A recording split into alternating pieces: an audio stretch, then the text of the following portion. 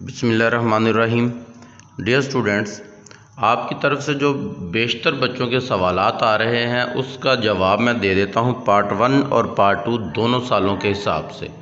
Part 1 में और part 2 में आपने जो पेपर देने हैं, जो आपका रिज़ल्ट आ चुका है, उससे मुतल्लिक़ बहुत सारे बच्चों के सवाल आ रहे हैं कि जो हमने इम्तिहान देना है, स्पेशल इम्तिहान, तो हमारा ये होगा क्या पार्ट 2 का ही स्पेशल एग्ज़ाम होना है या कि पार्ट 1 का भी हो सकता है। इससे मुतल्लिक़ जितनी भी आपके अवहाम हैं वो इस वीडियो में हम दूर करेंगे।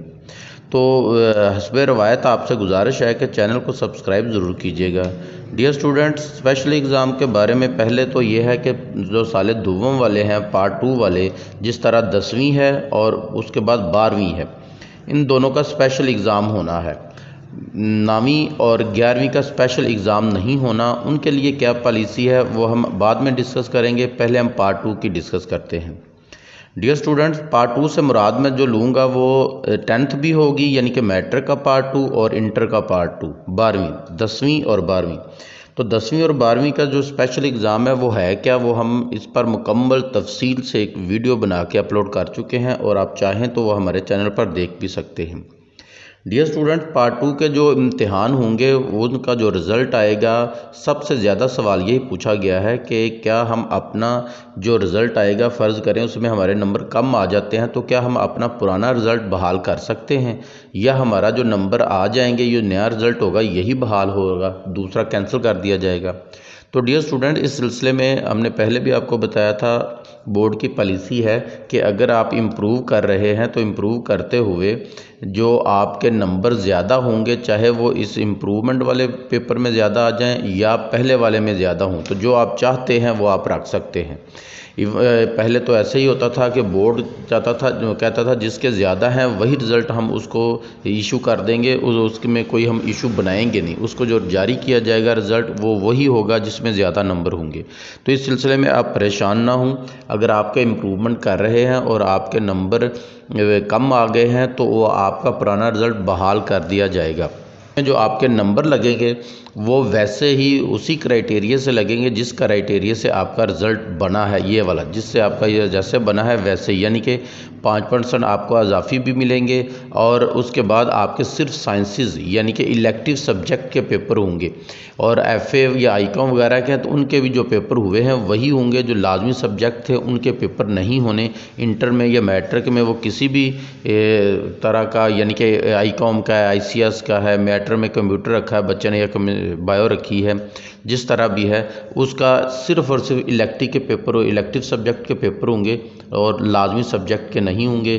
पॉलिसी वही रहेगी, इसमें कोई चेंजिंग नहीं आएगी। 5% अजाफी मार्क्स भी मिलेंगे, साइंसेस के ही होंगे सिर्फ, और इसके मतलब जो रिज़ल्ट है वो आप अपनी मर्ज़ी से रख सकते हैं। बाकी इसके मतलब सारी जो वीडियो है वो हम इससे पहले वाले जो वीडियो उसमें आप डिस्कस कर भी चुके हैं, उसको आप देख लीजिएगा।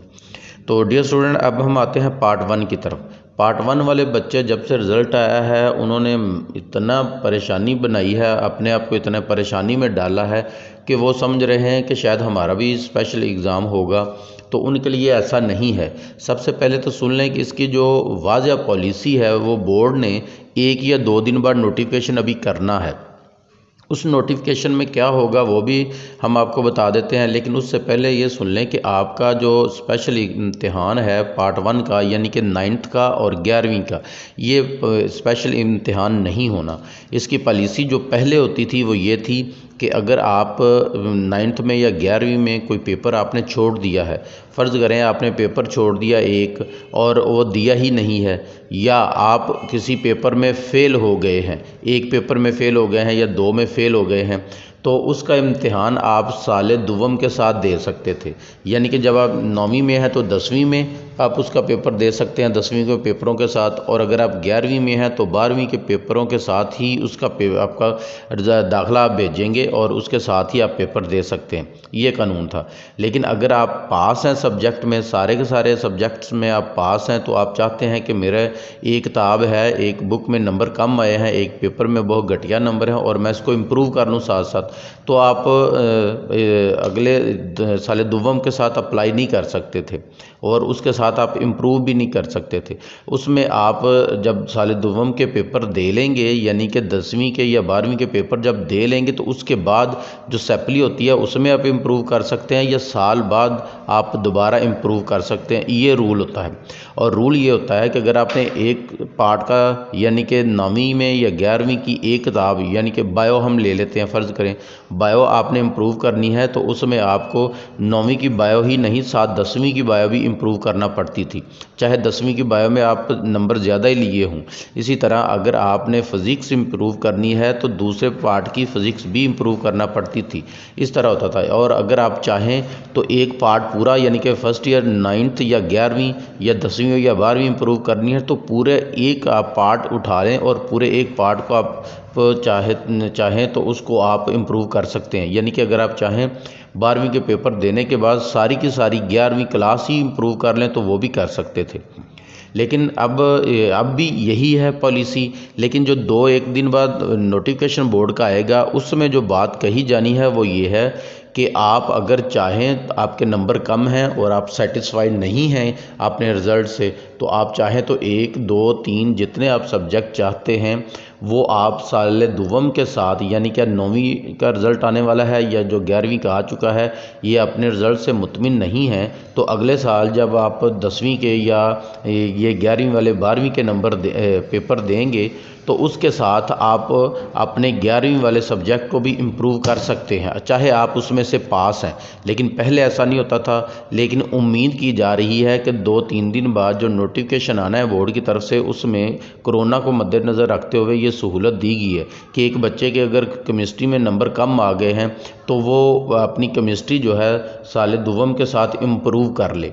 लेकिन इसमें जो गलती होगी, या कह लें कि जो हो सकता है, वो ये है कि अगर अगले साल तो पेपर होने हैं सारे, उसमें शॉर्ट सिलेबस भी नहीं होगा और उसमें सिर्फ इलेक्टिव सब्जेक्ट के भी पेपर नहीं होंगे, सारे पेपर होने हैं। तो इसलिए ये हो सकता है कि अगर एक बच्चा केमिस्ट्री या बायो या फिज़िक्स कोई या मैथ है, कोई भी सब्जेक्ट इम्प्रूव करना चाहता है, तो उसके साथ जो इलेक्टिव का पेयर बना हुआ है, इलेक्टिव के साथ जो लाजमी का पेयर बना हुआ है वो भी देना पड़ेगा।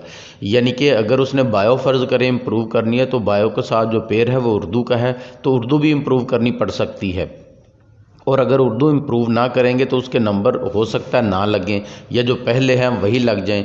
इसके बारे में अभी अबहाम है कि क्या होगा, क्या अगले साल जो इम्प्रूव करेगा 12वीं के साथ, तो क्या वो सिर्फ़ और सिर्फ इलेक्टिव सब्जेक्ट करेगा, या उसके साथ जो लाजमी सब्जेक्ट था, वो कंपलसरी सब्जेक्ट था, वो भी करेगा। इस मुतल्लक अभी नोटिफिकेशन आना है, वो 1-2 दिन में आ जाएगा। जैसे ही आएगा हम इस चैनल पर वीडियो बना के अपलोड कर देंगे, तो आप उसे देख भी सकते हैं। दूसरा ये है कि अगर आप के थोड़े हैं, फ़र्ज़ करें कि आपके जो मार्क्स हैं वो थोड़े हैं और आप चाहते हैं कि मैं अपना पेपर कैंसिल करवा लूँ, तो पेपर कैंसिल करवाने की आपको कोई ज़रूरत नहीं है। पेपर कैंसिल से मतलब है पूरा रिज़ल्ट कैंसिल करवा लें। अगर आप रिज़ल्ट कैंसिल करवाते हैं तो उसमें आपको फ़ायदा क्या होगा? उसमें आपको फ़ायदा कोई नहीं होगा, उल्टा नुकसान होगा। अब आप फ़र्ज़ करें कि नंबर तो अगर तो बिल्कुल ही थोड़े हैं, 250 भी थोड़े हैं, 250 से अगर आपके थोड़े हैं तो फिर आप कैंसिल करवाएं, अगले साल मेहनत करके ज़्यादा नंबर लें। लेकिन अगर आपके थोड़े बहुत फ़र्क है तो उसमें कोई फ़र्क नहीं होता। 10-20 नंबर पार्ट 2 में आप ज़्यादा ले सकते हैं, उसमें प्रैक्टिकल वगैरह होते हैं, नंबर ज़्यादा आ जाएंगे। और अगर उसके बावजूद भी पार्ट 2 के इम्तिहान देने के बाद भी आपके अगर अल्लाह ना करे अच्छे नंबर ना आए, पार्ट 2 में अच्छे आ जाएं और पार्ट 1 में ना आए, तो फिर आप पूरा पार्ट 1 इम्प्रूव कर लें, या जो आपकी एक आध किताब होगी उसे इम्प्रूव कर लें। और उसके साथ ही आप कहीं एडमिशन वगैरह ले लें, BS वगैरह में या किसी अच्छी डिग्री में एडमिशन ले लें, वो करते रहें, साथ इम्प्रूव कर लें। और इम्प्रूव करने के बाद अगर अच्छे आ जाते हैं मेडिकल में या इंजीनियरिंग में, या जो भी आपका टारगेट है वहाँ एडमिशन हो जाता है, तो BS वगैरह छोड़ दें। तो इसी तरह करें। लेकिन अगर आपके नंबर बिल्कुल थोड़े हैं, 150 के करीब है, 200 के करीब है, 225 है, 240 के कम है आपके नंबर, या यूँ समझ लीजिए 250 से अगर आपके कम हैं तो फिर आप कैंसिल करवाएं। 200 से 50 से ऊपर आपके नंबर हैं तो आप एलिजिबल हैं किसी भी यूनिवर्सिटी में अप्लाई करने के, किसी भी जॉब में अप्लाई करने के लिए, तो उसके लिए कोई नहीं बनेगा। लेकिन अगर आपके 45% से मार्क कम हों, 45% से टोटल से 45% निकालें वो कम है, तो फिर आपको रिपीट ही करना चाहिए। तो डियर स्टूडेंट्स, उम्मीद करता हूँ वीडियो आपको पसंद आई होगी। दोस्तों से के साथ शेयर भी कीजिएगा, चैनल को सब्सक्राइब भी कीजिएगा।